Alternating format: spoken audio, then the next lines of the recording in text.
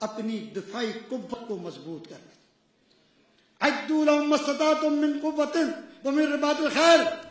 جس قسم کی قوت بن پڑتی ہے میں سمجھتا ہوں سب سے پہلی قوت اخلاص ہے.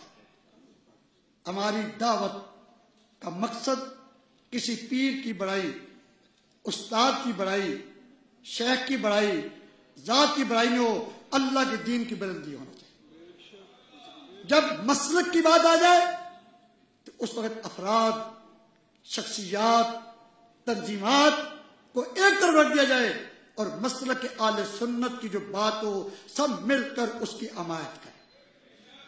دوسری قوت ہمارے مدارس ہیں. اس کو یہ بات ہے کہ علماء نشا کا انتوا ہے نا، یہ ہوائی جہاز تو نہیں اڑا سکتے، یہ بم تو نہیں برست کر سکتے، یہ کیا کریں؟ ان کی سب سے بڑی طاقت علم ہے. علم حاصل کریں، اپنی اولاد کو پڑھائیں.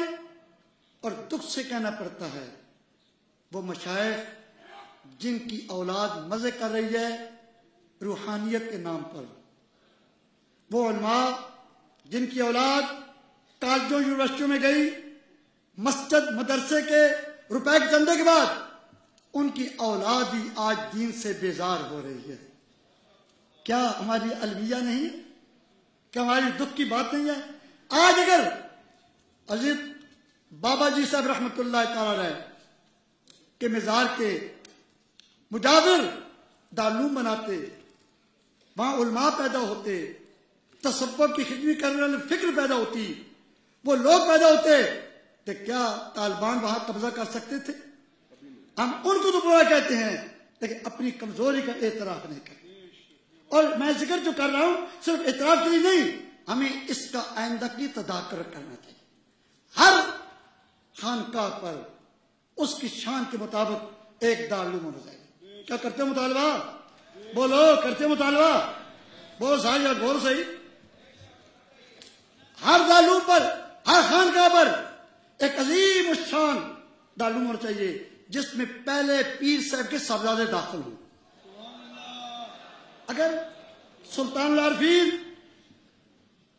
حضرت خواجہ شمس الدین نور اللہ مرکزو طالب علم بن سکتے ہیں، سلیمان وقت شاہ سلیمان توسوی لنگر کی مسجد کے روٹیاں کھا سکتے ہیں، خواجہ میر علی شاہ صاحب سوکھی روٹیاں کھا سکتے ہیں، پیر جماعت علی شاہ صاحب لنگر کھا سکتے ہیں، تو آج کیا عیب ہے کہ ہمارے پیروں کے بیٹے دارالعلوم میں بیٹھنے کے لیے تیار ہیں؟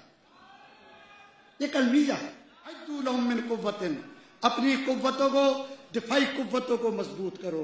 آج ہم یہ عہد کریں، منصوبہ بندی کریں کہ ہم نے کس طرح ان خانقاہوں پر اور بڑے بڑے بزرگوں کے گھروں میں دارالعلوم بنانے.